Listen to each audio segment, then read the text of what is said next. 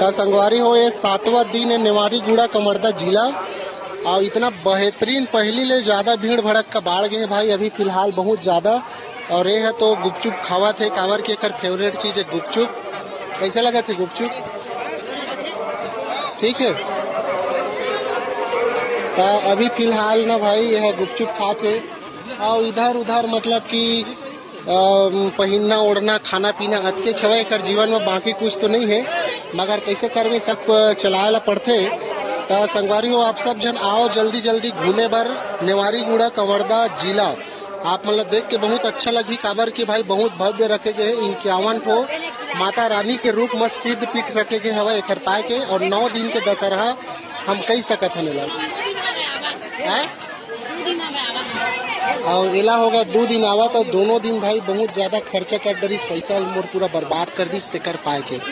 ठीक है।